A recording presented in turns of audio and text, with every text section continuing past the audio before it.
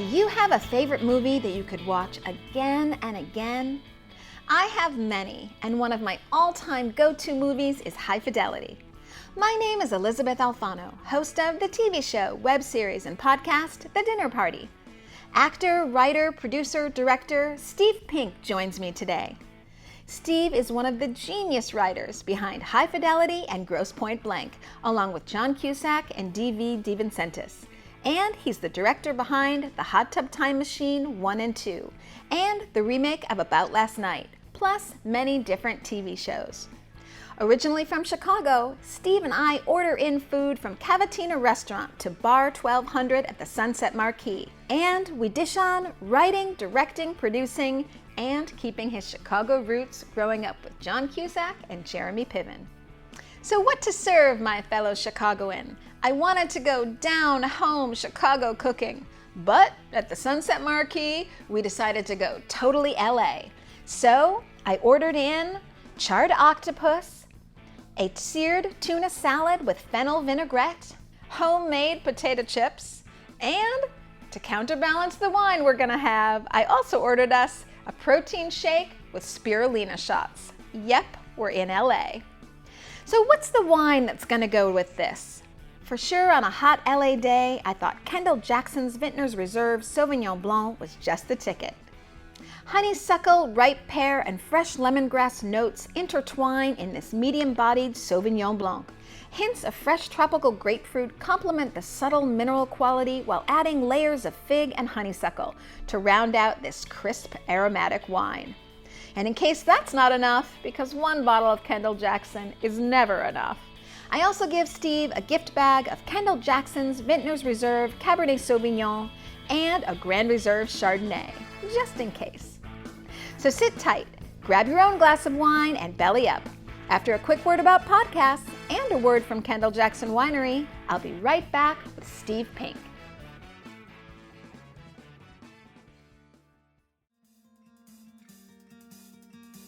Don't forget to subscribe to this podcast, The Dinner Party with Elysabeth Alfano, on iTunes. Just search for The Dinner Party, or if SoundCloud is your thing, you can find me there too by searching for The Dinner Party. Subscribe and you'll never have to hunt for great, engaging interviews again. They'll just land on your computer or your iPhone every time a new podcast comes out. So subscribe now to The Dinner Party podcast with me, Elysabeth Alfano, because the best conversations really do happen over dinner. Kendall Jackson is a proud sponsor of The Dinner Party podcast with Elysabeth Alfano. Kendall Jackson believes it's not what you're drinking to, it's who you're drinking with.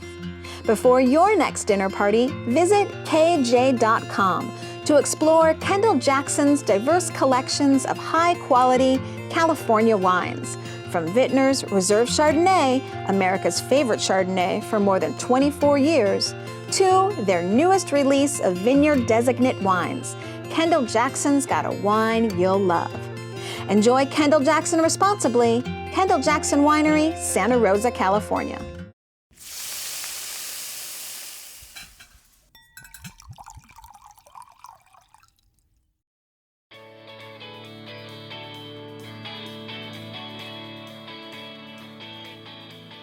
Have you been to the Bar 1200 before? I don't think I'm hip enough to come to the Bar 1200. It's coming back. I mean, at 11 a.m. apparently they let me in. Yes. That's probably about it. Well, they opened it for us. Usually Yeah. they open at 4, but for drinkers like us, Right. We're going to start drinking. we are, Let's and we're do going it. to start eating. So let me tell you what you've got here. Okay. So we're both from Chicago, as you maybe know. I don't know. I'm from Chicago. I'm from Evanston. That'll count. Yeah. I'll go with that. It really counts. Yes. Well, I Oh, was. you're from Chicago. Yeah. Where? Lakeshore Drive in Addison, Wrigley Oh, Field. nice. I lived on Yeah. Broadway and Addison. Oh, yeah. When? What years? Because it was dicey for a while. Oh, you know, but who cares about that? No, I could live anywhere. Yes, I lived I there feel in that the way too. 80s. Oh, yeah. It was like Addison. It was on Addison, just below Broadway. But I lived in a lot of places in Yeah. that area, you know. Yeah. And then we moved to Wicker Park, and we were the first wave of Oh, Wicker so Parkers in my- in 90, I think. My first business, which was an art gallery, you guys probably know, was on Wabansia and Damon, Yeah, nice. 1992. Wow. So I I just moved to LA in 92, I believe. Okay. So I was there from like 89, 90 to 92. I lived on, this is thrilling, I'm sure. I lived on Pierce. Such a pretty street. Yeah, we lived Yeah. in this old gray stone mansion that used to be like the Russian Orthodox Church. It was like, it's on that block of like, there's 8 houses. I wish someone had given me like a pamphlet on real estate because, Yeah. I mean, it was, you know. Millions now. I thought it was, of course, overtly racist that the first thing that went in, because we were there before anything went in, and then because Busy Bee was still there, and the first thing that went in was the best. Oh. The first thing that went in there was the Borderline Tavern. Oh, right. Remember that? Yes, and I was just yes, like, really? yes. That's the first one?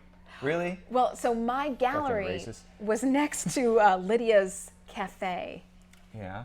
Wabansia and Damon? Yes. Mm-hmm. So oh, yeah, I know where that is now. Yeah, yeah. on one side, I had Lydia's Cafe, the best nachos ever in your entire life. She made them herself in her kitchen. And then on the other side was a Puerto Rican brothel. And so, yes, so that I didn't was- realize there was a Puerto Rican brothel. Oh, yeah. That's so interesting. Yeah, I with bullet holes in the door. Really? Yeah, it was early on in the Wicker Park days. Well, so you might find that this is not exactly so fascinating, but after I tell you about the food and drinks that we have, I am going to ask you about growing up in Evanston. I think it's almost folklore now because you grew up with Jeremy Piven, John Cusack, and Is it folklore? Does it Well, rise to the level of folklore? you know if I you're think we were like magical beasts, maybe. Did you know? It's like Jeremy also was the Wizard of Weather. He also controlled winter. Like then it would be more, I think, cool. But Well, no, he- but I get. But you know, he does in his own way, I guess. I mean, well, he goes to. Who does he play? What's wrong with me? I'm blanking out on the PBS show where he plays the sort of Marshall Fields of England. What's yeah. wrong with me? You know well, what I now mean. I'm embarrassed because he's a good friend of mine, and Yes, I've watched 2 seasons of it, and now I'm blanking. Oh, 'cause he's I'm great put on the it, but he spot. has a He is really good. wizardness He sort does of have in that. he does have a wizard-like quality. He's a puppet master. He in is that a show. puppet master. That's so, true. so I'm going to quickly tell about food, and then we can start. We do eat on this thing, just so you know. So I know we're talking and chatting, but it's a dinner party, and so we're eating and drinking. Right, so you're gonna have to be like, there's something on your face, I will, because like, they're gonna be clean like, your dude, teeth. there's something on his face. Right. Yeah. Right there, you've got some Josh, spinach. help us out. Josh, his name's not even. Josh is my. Yeah, it is Josh. Yeah, Josh Josh, is help us out. My handy intern. Okay, so we're both from Chicago. I wanted to pull in Chicago food, but really, there's nothing. There's nothing. So. Oh well, there is if you went to the Valley, but it would have been a hell of a drive. You know Joe Montana's place, Yeah, right? he's consulting producer on this show. Oh, he He's is? so wonderful. I love you. Yes, well, as do the Wiener I. Circle's great. Like in Super Bowl when the Bears were there, you know, I go Yeah. there. I'll go there on a Tuesday afternoon and have a hot dog. I've also the Italian beef's also great. So yeah, the Wiener Circle's good. Yeah. And, you know, and then there's this Hollywood. You know, there is stuffed pizza here. Like Hollywood Pies, though I've never had it. Apparently does it. And then there's Mozza, not the fancy one. Okay. Which you should go to. Okay. It's in Echo Park. Oh. It's called Mozza or Mozza Cafe. It's not the fancy La Brea one, but it has the same name, and it's on like Echo Park Boulevard in Sunset. Okay. And they I don't know if they're from Chicago or what, but they have stuffed pizza. Takes an Ooh. hour, spinach Ooh. or sausage, you know, whatever you want. Not the deep dish, the stuffed, like the for real deal. Well, so so that's really good. But anyway, sorry to interrupt. The tricky thing It there is very rare. We're in West Hollywood, the Sunset Marquis, so I wasn't finding that here. And then Yeah. since going to LA, because I moved here in January of this year, I've gone vegan. So that takes the Oh. deep dish cheese thing out of the Yeah, pocket. yeah, Sorry, yeah, yeah. people. So I Yeah, decided. this is very West Hollywood. Well, that's the thing. I decided if I couldn't go totally Chicago, I'd go totally LA. Yeah, this is So- a typical lunch in LA for sure. I have charred octopus, and you have seared tuna fennel salad, and we can switch if you want. Yeah. And in case that was too healthy, I brought in some homemade potato chips. I didn't make them; they made them here. What's the crunch going to be like? And then, it's going to be good. It's gonna be loud? Yeah, it'll be authentic, quote unquote. And then, of course, we have Kendall Jackson Vintner's Reserve Sauvignon Blanc. Should we So try it? Okay. let's Cheers. get that done right now. Do they know what time it is? Yeah, it's live, right? It's live, so Yeah. you guys know, but roll with it. And then, in case this is too Can I decadent, try it? do it. I have a protein shake for you with the spirulina boost shot, and an almond shake for me with the same shot. So Nice. you know, in case this is too decadent, you can also. I'm on a have combo platter. What is this? This is a spirulina protein situation? Yes, it is a spirulina boosted protein shake. How is it? That's amazing. Oh, really? Oh, good. Yeah. Oh, good. Yeah. So if you were wondering at what point you're absolutely certain that I'm a sellout, it's when I said the spirulina protein shake with the boost was amazing. that's how you know that I'm no longer, like, my Chicago cred has fucking gone right out the fucking window. Because I'm like, amazing spirulina boost protein shake. It actually is really good, though.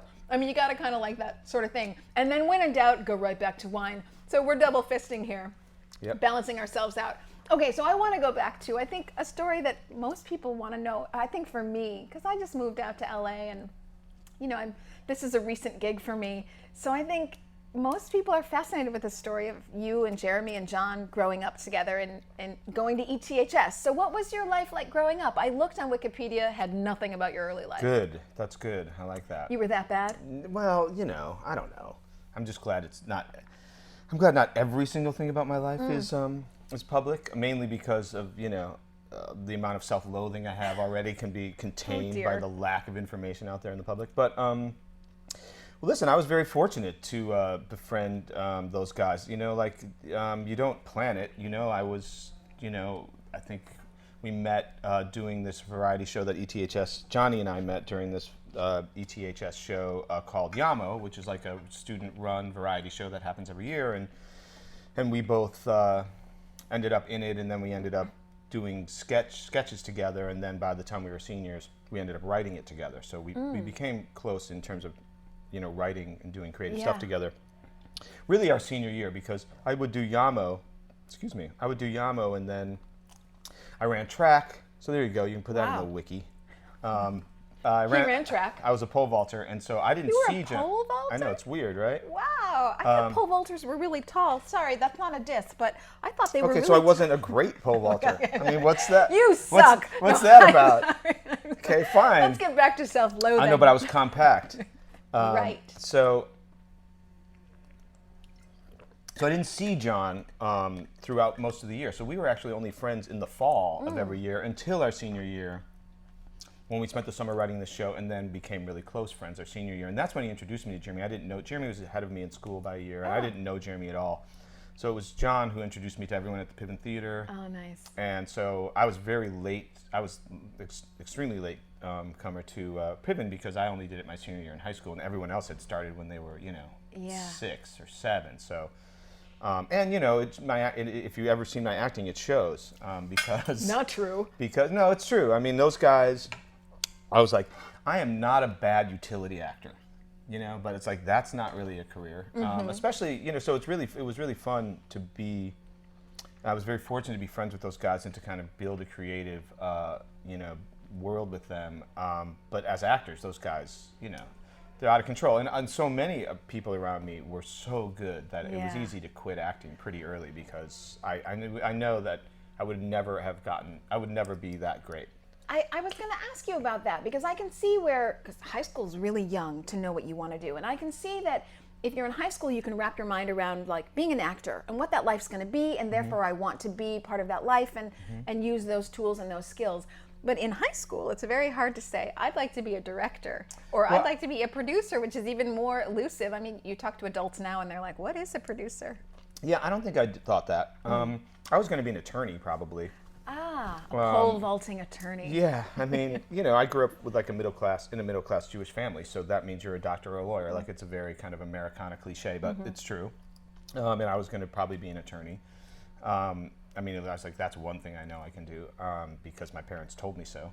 But then, you know, as I kind of evolved and started doing other stuff, you know, the writing kind of became my primary focus, and I didn't even know that I was going to start writing screenplays until I started reading them. Like, John would send me scripts to read, and I'd be like, these are terrible, because so many scripts are bad.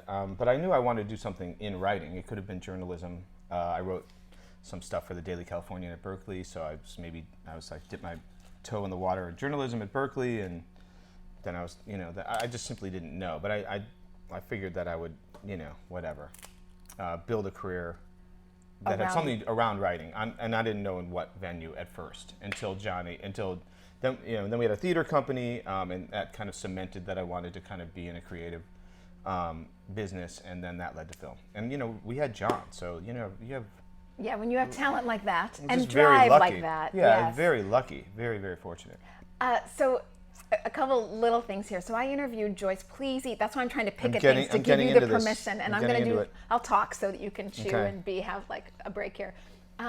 So I interviewed Joyce and Joan. You know, Joan doesn't do many interviews. I interviewed Joyce and Joan.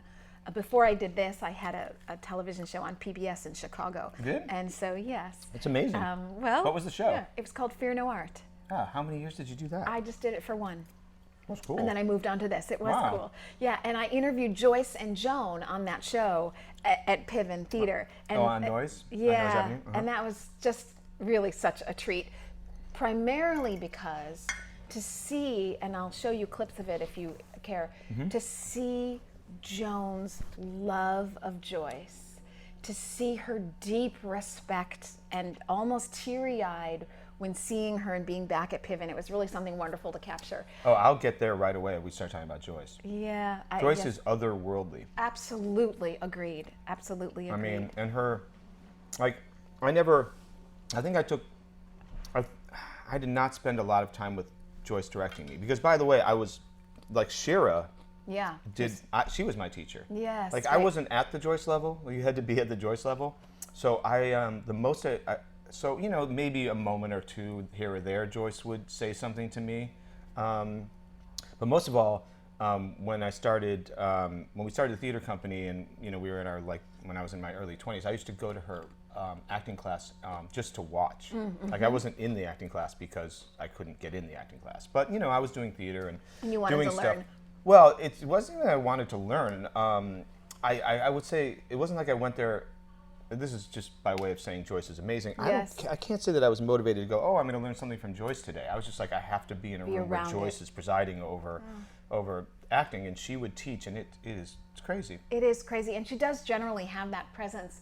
And then I'll give another tidbit of sort of going back in time. So you're talking about your theater group with John. Mm-hmm. Johnny to you. I've actually met him. He would never remember me, but I met him drinking in Chicago one day. But anyway, with Andy Davis. Anyway, okay, so we digress. But I think I met Andy Davis recently. Oh, you've only met him once? Yeah, only once. I was at I think it was the Chicago Film Festival this year. Yes, right. And right. I saw him for like 2 seconds. Yeah. Okay. And I was like, "You're the best," and he was like, Yes. "Yeah, whatever." So he's a funny guy. He was the director of The Fugitive. Of course, he's a Chicagoan, and The Fugitive was filmed in Chicago. And you guys were both at the Chicago International Film Festival, which is where I met you a year ago. We've met before. You probably didn't know that or remember that, but I did when I met you this morning. Oh, how funny. I didn't when we were emailing. Yes, right. We were going to do this. I was like, "Yeah, this seems really fun." Yeah. But then when I saw you, I was like, oh, I've seen that Mm-hmm. weirdo. So anyways, what I was going to say is your theater group with John, which you started in the early 90s? Actually, our first Late play 80s? was 88. 88. Okay. I saw your theater company in a small venue on West Fullerton near the Expressway when you guys did, and you might not have been in the group at this time, but I think you were, Fear and Loathing in Las Vegas. Oh yeah, sure. Oh my God! I'm filming on Facebook Live and a phone and a call's coming in on my phone. Didn't know that was possible. It was actually Milwaukee, Division, and Ashland. Okay. And yes, I directed that. Oh, you did. Yeah. I remember Yeah, that was that. the last play I directed before I moved to LA. I remember that so vividly. I remember John in that and the cacophony of the... Jeremy was Yes, amazing yes. in that. This Right. guy Paul Edelstein was amazing in that. There were a lot. Paul Quinn Yeah, was amazing in that. back in the day. Yeah, that was great. Yeah. That was a great play. Yeah. Well, so anyways, at that point you knew that you wanted to be a director. I sort of think because you've written High Fidelity with John and DV Divincentis and Grosse Pointe Blank, and I think of you primarily as a writer. Of course, now you've gone on to do so much directing. But is that your first love, writing? I don't know that it's a first love. I think that anything I find myself doing that I can do for a long time without interruption is the thing that I love to do. So writing would be in that category. I would say doing laundry also in that category. You can have my laundry then, because Yeah, that's not going to work for me. Yeah, you know what I'm saying? It's just, you know, it's very important to me. I started directing, I wouldn't say by default, but it wasn't like I suddenly had a love of directing. There was a moment in our theater company before I directed the first play that I directed. Well, I did actually directed a bunch of early workshops, but the first full-length play I did was called Accidental Death of an Anarchist, and it was a kind of slight depart. I was like, it was like you have to kind of determine which direction you want your theater company to go. And I suddenly had this idea that I had just been an actor, and suddenly I was like, wait a minute, I think the theater company should maybe be this. And suddenly, if you're going to say out loud to the rest of the theater company, I think the theater company should maybe be this, you're the director. Right. Okay. So it wasn't like, right? By default. Yes, right, because it wasn't like I was like, into I'm now directing the theater company. It was just like, well, what if we did this? And everyone was like, that seems like a good idea. Yeah. So then I was like, okay, then let's do that. So then at that moment, I became the director because I was in charge of making sure that all happened. So I would say that it's quasi by default that I became a director, and then I felt like I had a facility for it. I mean, I think to the extent to which I'm good at it at all, I think that I'm good at it because I recognize how good the actors are. Like I could see when you're in a theater company and there are great actors around you, and it's like if you're looking around and you're seeing who the which of the actors aren't great. It's that whole, like, if you don't know who the sucker is in the room, it's you. It's the same kind of thing. It's like, if you're looking around and you're wondering what actor isn't great, then it's okay. It's you, because everyone else is great. So I could identify that, and because I could see what that was, and so to me, creating, and I learned probably this from Joyce and Byrne, is like, you don't really direct in the way of making actors do this or that. You direct in the sense that you give them a space in which they absolutely know what they're doing. Like you just like, if you can provide the right space for them or environment or whatever, you give them the right context. Yes. And then they're the talented ones. Like you give them the right context and then enjoy. Yes. Like, it's like, and then please enjoy their brilliance. So I've always felt that. Like, and if I see an actor who's brilliant, then I just try and put them in the right place so that what they do, they can do really well to great effect, and so. I've interviewed Woody Allen on this show, and he said the same thing. He said, I'm making a parallel between Woody Allen and... When you think Woody Allen, you think me, right? You know what I mean? You're like... Immediately. Yeah, because you're like super talented genius and Woody Allen. Right. Exactly. That's exactly what we think. Right.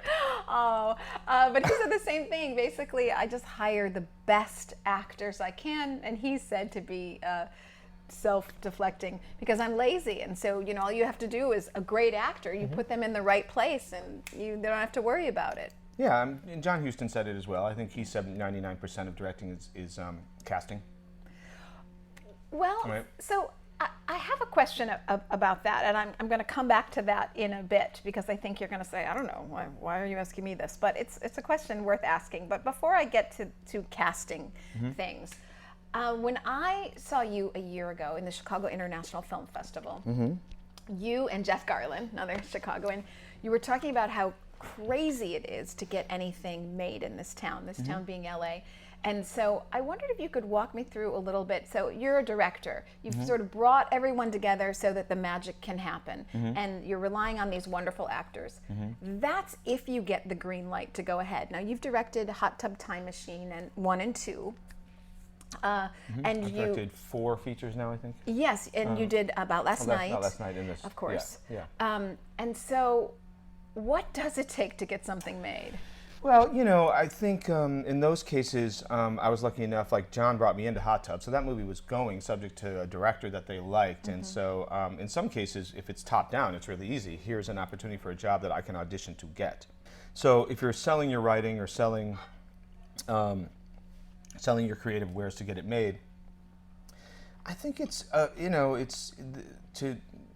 it's cliche to say, but of course it's the same for everyone, everywhere, in every industry, which is hard work begets luck. You need luck. You need a lot of luck, and if you're always tenacious, then maybe you get lucky. Yes, right? I see. Because a lot of So it's a numbers game. You just put as many things out there, and something's going to hit. Yeah, I think you should have more than one iron in the fire. I think you should have many irons in the fire as a kind of. But that's a kind of practical.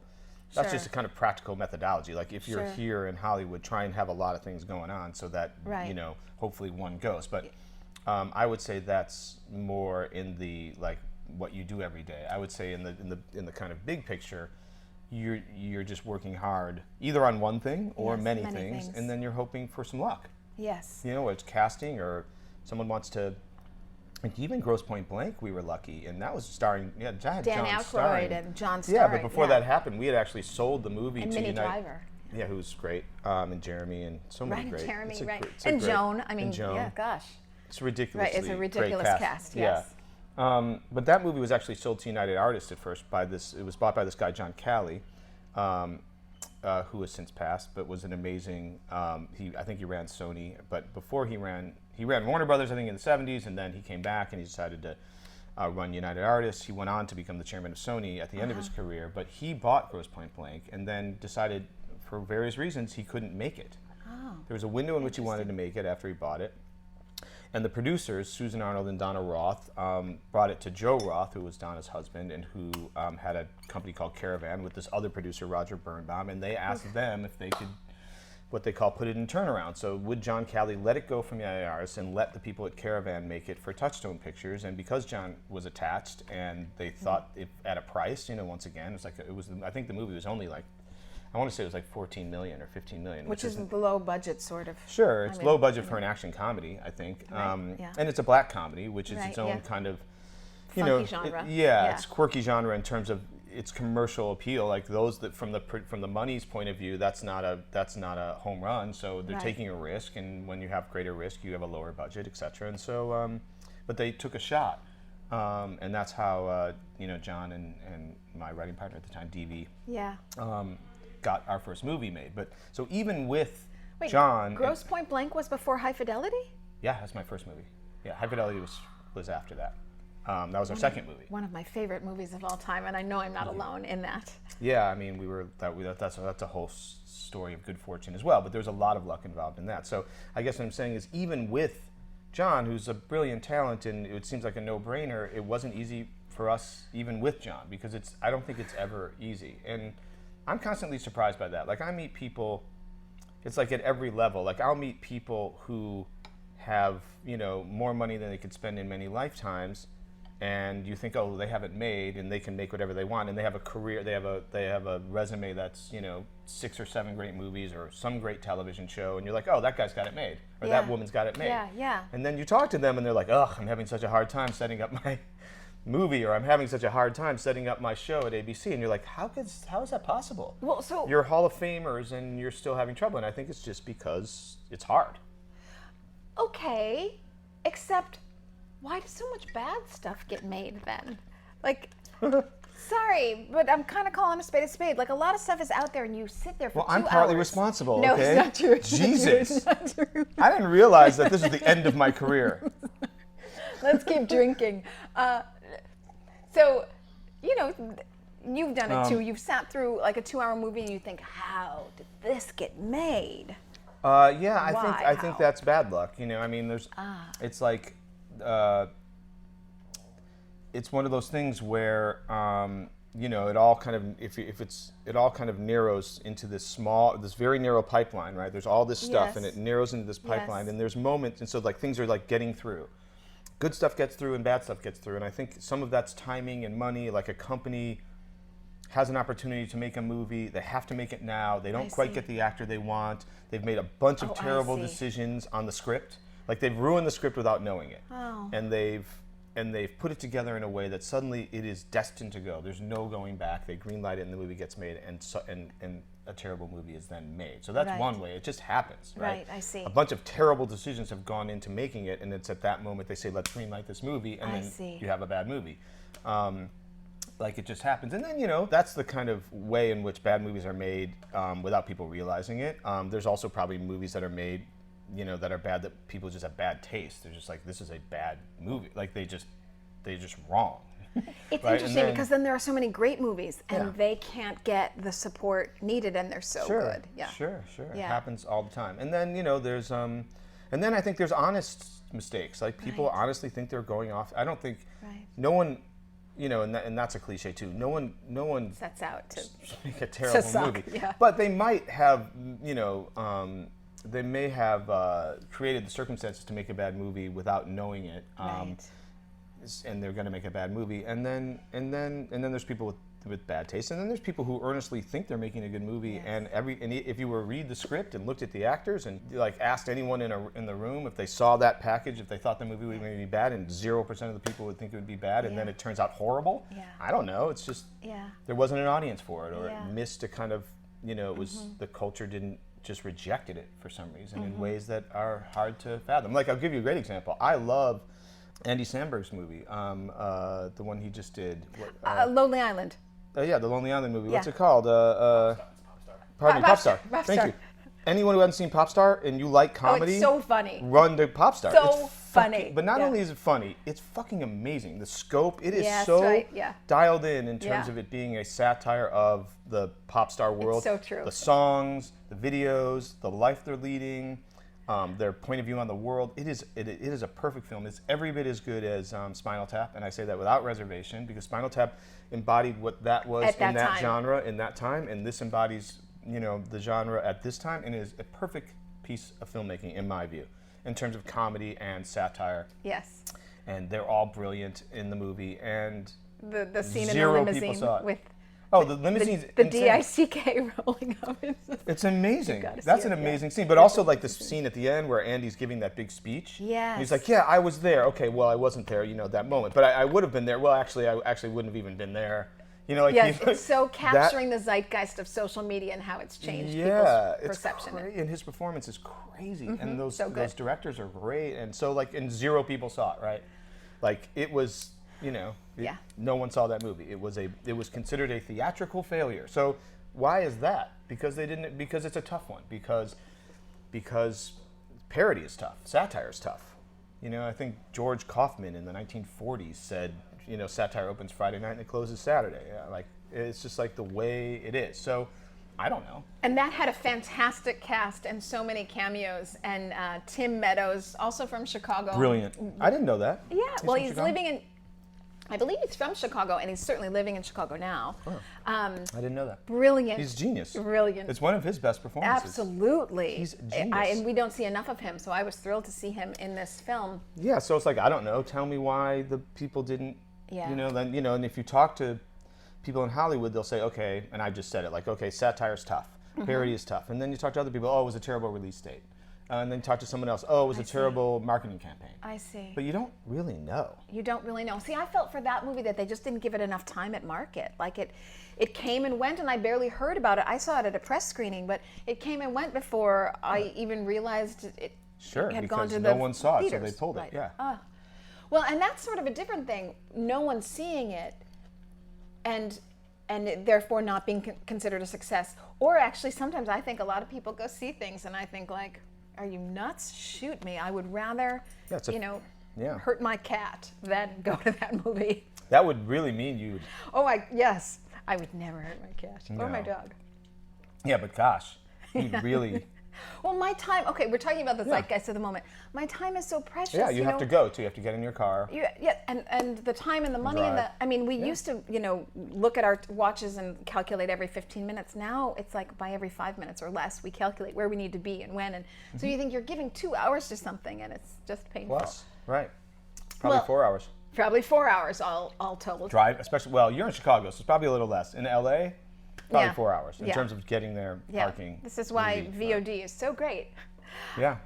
So let me ask you that question on casting. And of course you're going to be like, I don't know, but still, I'd love a male director's take on this. So, we see, there's been lots of talk about Hollywood opening up. You're hopefully getting more female directors, hopefully, and more African Americans in roles and voting in the Academy and things. And perhaps I have this wrong, so just feel free to jump in and correct me at any time. A woman might say that the Hollywood perspective helps shape how we see women, and then women naturally sort of emulate what the pop culture wants to see, and so you get lots of Botox or injections. People are doing these cheek things now, which I don't really understand. Oh, I'm going to do the cheek thing. Please, I'm begging right after this. I think my appointment's at 3. Don't do the cheek thing. Oh, yeah. I don't understand it. It's non-gender specific. I don't think anyone, Josh, I was thinking get into this cheek thing. I can get you in at 3. Mine's at 2:30. But it's like, they look like puppets with, do you know what I'm talking about? Where people's I mean, you're right. You're You're right about my answer being I don't know. That's such a big question about the culture and the way. But I haven't even asked the question yet. Hold on. I'm just building up so that you can Jesus. eat. So it's going to be like an 8-part answer. It is. I know. It's like a sociology class right here in this question. So I realize that you don't know how society has spun off into this like crazy making of women to look like this exact thing. But I'm hoping. Oh, I do know the answer to that. But Oh, okay. I'll take Go that. ahead. No, go ahead. Well, I would say it has something to do with money and sex selling. I didn't make that up. Like that's the cliche, right? Like sex sells and exploitation of women to sell anything in America has always been a staple of selling that thing. Of course. So that segues right into my actual question, which is sex sells, but by that I guess you're implying only one kind of sex sells, which would be I think thin, it's changed over time. blonde, and It's changed over time. well. So my real question is, when are we going to get to like natural, plump-looking women are sexy? Like, when is Hollywood going to embrace the natural, plump-looking women? Well, I think all of us out there. I think that's first of all, I'm not qualified to answer Yes, this question. fair enough. But you are a male And director and with certainly, a pulse on it. And have probably contributed to the problem. But I would say that it's like it's interesting. I think we got away with being like exploitative when it came to that stuff in Hot Tub Time Machine because it was, I mean, if you want to go this far, it was a commentary on the exploitation of that stuff in the 80s. Right. But nevertheless, it's still boobs and, whatever. So, They do and sell, the objectification of women in that sense. So, but that aside, my own contributing to the problem aside, I would say that change is happening over time. I'd say it's incremental. I would say I'm not qualified to answer the question. I would say there's still we have a long way to go in terms of embracing women directors and directors who are people of color and all that stuff. So that said, we all know. So then, Yep. okay, so you've answered the question, and you've answered the question is asking when you diversify the makers of things, you will diversify the point of view, right? So that's right. So you're not gonna, if you're gonna rely on white dudes to bring in a new point of view about how we exist as people on this earth, then you're going to need a different perspective. Right. It's not to say that I can't, like I directed About Last Night. I was a white director of a film. Of an African-American film. Yeah, remake. Right, a remake of the Mamet play. So that Tim and the movie. Kaczynski made a screenplay of. He was also on this show. Love him. He's the best. Chicagoan. Love him. He was in the Jeff Garlin movie, the Someone to Eat Cheese With. Yes, he's a beautiful he was person. Amazing. A really, truly kind person. Amazing. So that's number one, right? Yeah. The makers need to change, but then and then you see it in places like Melissa McCarthy transformed. Absolutely. That stuff. She did a great job, Yes. and now she's a massive star. Yes. Amy Schumer, of course, is Yes. extremely Yes. vocal about it. Right. So I think, and smart, and has brought it and witty, yeah, she's brought it into the mainstream in ways that wouldn't have happened without her. So I think it just I just directed a few episodes of this new show called Loosely Exactly Nicole. It's called Nicole Byer Show for MTV. She's amazing. She's a young African American actress, and she's incredibly funny. It's basically about her like 20-something lives with her 20-something weirdo friends, and they all live in Van Nuys. It's like trying to make it. Okay. in Van Nuys. Wow. And she's incredibly funny, and her perspective on life is brilliant. And I learned a lot directing her, like figuring out, because I was like, what is... And first of all, she's so incredibly funny on a universal level. Yeah. That I was just like, oh, she's just incredibly funny. But then also it was like, what is your point of attack on these things, as your character? And I just learned a lot about how she really saw the world, and so was able to then get it on camera. But it wasn't like I was the one going and saying, hey, this is how I see you existing in Van Nuys with your friends. Right, of course, that came from her. Fantastic. And that's something I wanted to ask you about too. You had mentioned, as we started this, you've done 4 feature films. Is that right? I think so. But you do a lot of TV, episodic directing, and that to me seems like being invited to the party after the party has already taken place. Like, so that's you just got to seam in there. You need to seam sort of in. like the executive producers are the boss, so you have to. It's a fun challenge to execute another person's vision because you have to do it well. Oh, that's fun. So it's like a task, like setting a goal for yourself. Like it hones in your I want to skills. kind of specifically achieve that which the thing they're going for, and Yes. sometimes the pressure's off because I don't have to make all of those great decisions. Right. I have like the creative, person next to me, and I'm like, would you enjoy, would you enjoy it this way or would you enjoy it that way? They have to make the kind of creative call. And so it's a kind of technical position in that way. Yeah. But I always pitch. I'm big on pitching. Yeah. I always, if you're just... You pitch to be an episodic I always director, pitch. or you I pitch ideas? I always pitch ideas and stuff. Right, you just, they don't want you to just be a technical robot because that's why they hired you to actually contribute something, but you don't want to contribute too much because they have a very specific vision of what they want it to be. So you got to kind of seam in there and figure out who, what your latitude is, and then get to work. And there's something fun about it. You get to work with actors. Yeah. Well, that's a good job. You spend all day working with actors and making something good. So. And expanding who you know and getting more ideas by working with different people, and that's just always wonderful growth. Yeah. But in between when you're doing a feature and when you have an episodic TV directing situation, you don't always have a gig. You were talking about like the highest of the high in Hollywood don't always have it going on. So what do you do in those down times? Well, I'm always working on something to then sell. I work up pitches for ideas, or work up ideas and turn them into pitches, either feature or television pitches, and so prepare for pitch pitching, season. Yeah. Wow. So it never, or the I'm writing a spec. Never end. Yeah. Words of advice you would give to anybody from Chicago or other places thinking of getting into the biz? Wow. Well, I'm going to rip off James Schamus, who I just heard talking about this on the radio the other day. Okay. James Schamus was an independent producer who was then the president of Focus Features for many, many years. Did a lot of amazing. I think he helped build the careers of Ang Lee and some other really important directors, and had kind of fostered a lot of great independent films for a long, long time. And then he just directed his own film, and he was talking about this, I think, to Kim Masters on one of the NPR programs or something. And he said there's this kind of, what did he say? It was like, I can't say it exactly as well as he said it, but he was like, there's this kind of like cult of advice as a genre, and he rejects it. That he was like, because they'll say like, oh, we'll do what you love. Okay. And then he said, this is the example he made, right? He's like, any advice, basically his thesis was, and I am adopting it for today's Facebook Live. I don't know, I might feel differently tomorrow.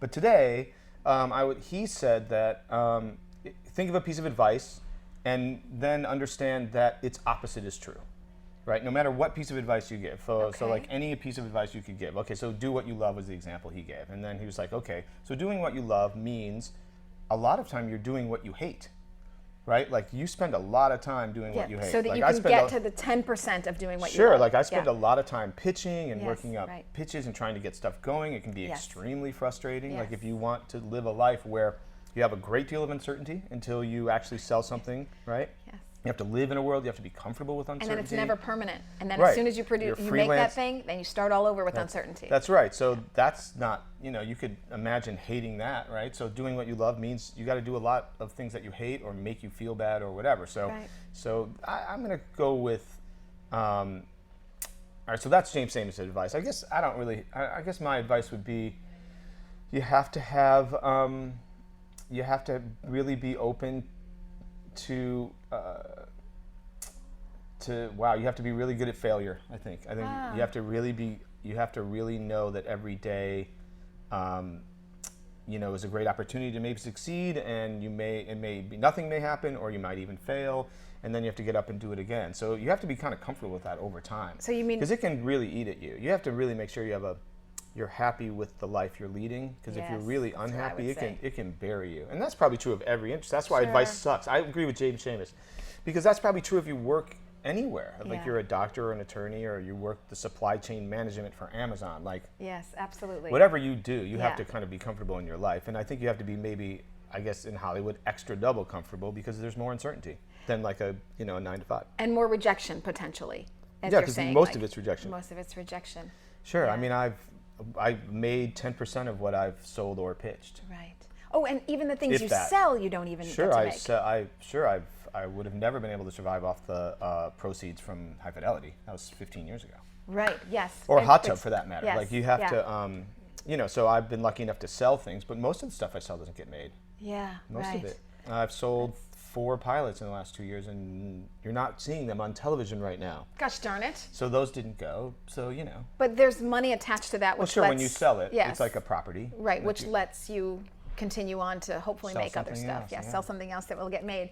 Well, we do want you to feel very fulfilled here today, so I'm going to let you eat, which means I've got 4 quick questions, and then we're going to get off Facebook Live and let you have some lunch. So 4 quickie questions. Oh, by the way, this thing's been killing it. The This whole thing's so Facebook good. Live. Yes, right. Yes. Oh my God, it's like 7 meals. I know, yes. Okay. That's why he's still standing, even Oh though my he hasn't God. gotten to eat yet. It's amazing. All right, my 4 questions. Okay, so one of my very favorite movies is High Fidelity. So in High Fidelity, you're always talking about top 5 breakups. Top 5 most important breakups. So I'm going to give you some top 5 lists. Oh man. If you can. Your top 5 movies, the ones you can watch again and again and again, and they never tire. Well, they change. Like I'm always switching them in and out, right? Yeah, because there's no static 5. I mean, I would say there's like, I don't know. There's no static 5. I would say, because, like something I've retired, like Apocalypse Now is always kind of perennially in my top 5, but I've seen it 150 times. Okay. So in my head, I'm always seeing it. I know every single frame of that movie. Yes, right. So that's in my top 5, but but I would have to say, like, I don't watch it anymore. Yes. Like The Matrix 2 for me was one that I would watch a million times over. Okay. But I don't watch it anymore. Right. But I could watch it. Yeah. Like Blade Runner, I would say. Okay. Also, Harold and Maude. Oh God, I love that Coming film. Home is a brilliant film. Oh yeah, sure. Jane Fonda. They Shoot Horses, Don't They? Which was I've never seen that. Oh my God. It was Sidney Pollack. Gets nominated for Academy Award in 1969. Loses to Midnight Cowboy. Oh wow. Which is amazing. So you have to. It's Sidney Pollack's first film. It's incredible. Okay. Film. Okay. I've never seen that movie. Brilliant. Okay. Brilliant. So that's in my top 5. I love animals. That's why I haven't seen that film. What? Oh, right. There's no right. I know, it's just the title, so it's never drawn me. Right. Sorry. Right. Stupid and insipid, but that's... No. I didn't understand what you were saying at first. Right. Then I was like, the title, one ever of course. does. I'm a little slow.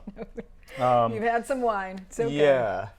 So I don't know. Okay. I'm trying to think of like recent movies that I've really, really loved. That I've just like, well, that was just a perfect film, and it was more recent, Like Moneyball was on my top 5 for a while. Oh, that's fun. Like I watched Moneyball a bunch of Yeah, times when I that love was in that movie rotation. too. I love that a bunch of times. Guardians of the Galaxy, I would say, would be in a current top 5 of mine. Okay. Guardians of the Galaxy is an amazing the Marvel, like superhero movie. It was brilliant. I love that movie. It's funny, we sort of go along stereotypical lines. So mine would be Princess Bride. I know this is going to sound ridiculous, but I actually consider this to be therapeutic quite often. Bill and Ted's Excellent Adventure. So crates. Like I often just need that time and time again. I love true life stories. So Apollo 13, I could just watch it. That's on my top and 5. Watch it. My top 5 is, like I said, it's like you'd have to be like 1.2, 1.3, Yes, 1.4. right, Because yes, Apollo 13 for sure. It's- My wife, yeah. who's not, it's not for her. Every time it's on, she's like, oh Jesus. Oh really? Well, I could not. It's just not on our top 5. Oh, So wow. like, but I'll watch it Me every too. time, Me too. And then like the moment where they sit those two out, Neil Armstrong down to his mom, remember? And he's Yes. like hi, Yes. like, oh, hello, boys. Would you like some lemonade? And like the first guys ever to walk on the moon. Yes. Or, nice to meet you. Because Do they're you like, fly too? yeah. This is brilliant. And it's just a small shot. It's like those Right. two guys are like, Yeah. they look at each other and then Yeah. Ron Howard cuts. It's genius. It's okay, so what else brilliant. you got? What else you got? And so I love True Life, but usually I wouldn't have put something like this, but I love it. So Tom Hanks here twice in a row. Charlie Wilson's War. Oh, I was just watching it the other day. And love Philip the Seymour book, too. Hoffman. I mean, and he's great in so many things. What a true loss. Okay, but everybody, here's homework. Go and watch Charlie Wilson's War. Yes. Watch Philip Seymour Hoffman's first scene, okay. where he goes into his boss's and he office. breaks the window? And he breaks the window. I but love that scene, which is a spoiler alert. But they do talk about it. But he is that's an amazing scene. It's one of the best performances in a single scene in history. It is fucking brilliant. It's absolutely He's effing so good at brilliant. that. And I'll also say from that movie, I take a word of advice, even though we've dissed on advice. We'll see. Philip Seymour Hoffman has that scene with Tom Hanks, and Tom Hanks says, "We've done it," and Philip Seymour Hoffman says, "We'll see." Yeah. We'll see, and I think that that's true. You never really know how life's going to play out. And then my 5th, although. I watch High Fidelity all the time, and I'm not just saying that. I truly do. And I have so many others. Like I could watch Meryl Streep, Dustin Hoffman getting divorced. We haven't even talked about Meryl Streep. Oh, yes. Kramer versus Kramer? Kramer versus Kramer. Hey, we haven't even talked about Meryl I Streep. could cry. Like the credits start, and I'm crying. Like Yeah. before the film was even started, I could watch that again and again. But Cinema Paradiso. Oh, yeah. The music. Oh, it's crazy. That movie's movie's out of control. Just so, and that little boy. Oh, that little boy. Oh my God. Yeah, I mean, it's an amazing film. Yeah. Okay, so we could go on. Life is Beautiful. Oh, yes. And he Speaking of Italian films, yeah. He was really a comedian before he died of cancer, not a dramatic actor. And then, Yeah. So your homework, send us your top 5. I would love to hear everyone's top 5. It'll make me watch more movies like They shoot horses, don't they? I'm gonna watch that. It's dark as hell. Okay. It's about a marathon dance contest in the Depression. So get ready.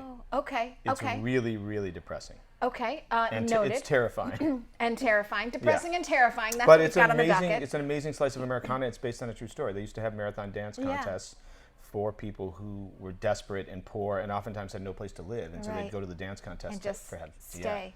Yeah. Right. Okay, people. It's a good movie. Send me your reviews on that as well.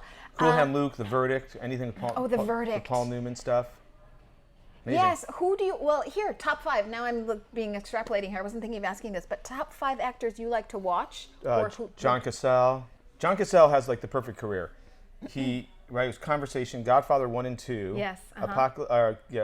Dog Day Afternoon. And The Deer Hunter. Al Pacino. We haven't and then even talked he died. about Al Pacino. Yeah, I know. And then he died young. And he was married to Meryl. I believe he was married to Meryl Streep. Oh, I didn't realize. And then he died of cancer. Yeah, in the 70s. So John Cassell, like Paul Newman, of course. Yes. The Sting is a great movie. Yes, We Date Ourselves. Meryl Streep. Yeah. Like new actor. I mean, I love Cusack. Of course. Gosling, I love. I think he's a good actor. Yes, he's great. Yes. I love Viola Davis. Oh, me too. Anything that she does, I will watch. Say Anything. I know I'm going cult now, but of course I could watch John and Say Anything again and again and again and again. Yeah. And The Sure Thing, which you were in. I love that movie. This is a perfect time to end this. Oh, okay. Facebook Live. Okay. No. So quick questions. I know you've got a busy day. I hear you squirming in your seat, but a couple more quick questions. Yeah, you brought up me acting, so that's going to happen. Top 5, what's wrong with me? Oh, yes, of course. So you're on something called The Dinner Party with Elysabeth Alfano. Who would you want to have at a dinner party, dead or alive? Dead or alive? And you don't have to give me 5. You can just give me 1 or 7. Jesus. Everybody says that. Okay, well, Jesus. It's Jesus. Okay. I mean, first of all, if you had dinner with him... I thought you were Jewish. Don't you even think that he doesn't exist? It would prove... Oh, okay. That's what I was about to say. If he's eating, then... It would prove that he existed, right? Okay. So Jesus... And you know he drinks wine, so that's good. Gosh, top 5, huh? Wow, that's really tough. Scorsese for me. He's alive. Yes, no, you said dead or alive. Right, dead or alive. He is alive. Scorsese. And I like to pair people together. Meryl Streep. Oh, yes. Yeah. Does it have to be in the movie business? Einstein? No. Although he's kind of a jerk, though, so I don't know if I'd want... Einstein because he cheated on his wife? Well, yeah, I just heard he wasn't like the most social fellow, so I don't know if I'd want to have lunch with him or dinner with him. I don't really know. That's a tough question. I mean, when you're put on the spot, I guess it's tougher. Obama. I would say, can I have Obama and Michelle as separate dinner party? Because I'd love Obama and Michelle for sure as each of them. I'd love to have dinner with those I want guys. Eleanor Roosevelt, Machiavelli, Lady Gaga. Machiavelli? Yeah. You wouldn't get to eat. You'd be like, this food is mine. Like, it would be terrible. Well, all I do is throw dinner parties at home, and then, of course, for the then show, there's artists, like, you know, Michelangelo. Sure. Da Vinci. Yes. Yeah. I mean, Caravaggio, maybe, because he's out of his fucking mind. Pardon my language. But his art. But, and also he killed a man and went on the run, and right? He was a really violent weirdo. He was dealing with being a homosexual and not being able to come out, and he had lots of angst and anger. Anger issues, and was crazy, and so he would be a pretty interesting dude. So we'll Basquiat, maybe, in the art department. Ooh, that'd be fun. Yeah. David Bowie. Oh, I would love to have David Bowie. Yeah, it would have been amazing. I would love to have David Bowie and Mick Jagger at the same time. Yeah. I actually, if I thought I could have gotten John to come to this, I think it would have been very fun to have you and John together, because from being from Chicago in that era, all the stories and again, for us, folklore, I think it's very Chicago.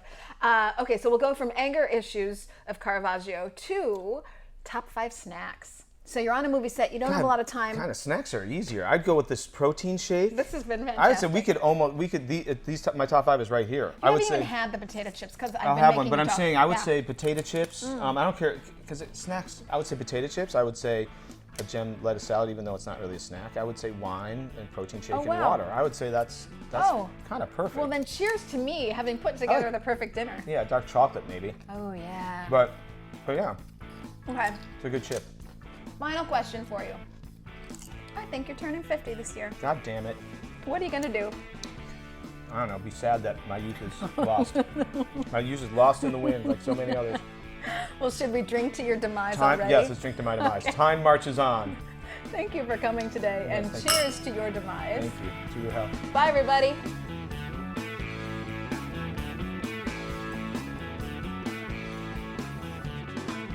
Thanks for joining in on The Celebrity Dinner Party with me, Elysabeth Alfano. To stay in the know, follow me on Twitter and on Instagram at DinnerPartyCHGO and on Facebook at The Dinner Party and at Elysabeth Alfano. To subscribe to this podcast, find The Celebrity Dinner Party on iTunes and on SoundCloud. And if you want to send me an email about today's podcast or anything else, you can find all my information at thedinnerparty.tv. The editor of The Celebrity Dinner Party is Joshua Snyder. The original music is by the Websters and Ship Captain Crew. Thanks for listening today, and join me on the next Dinner Party podcast where the best conversations happen over dinner.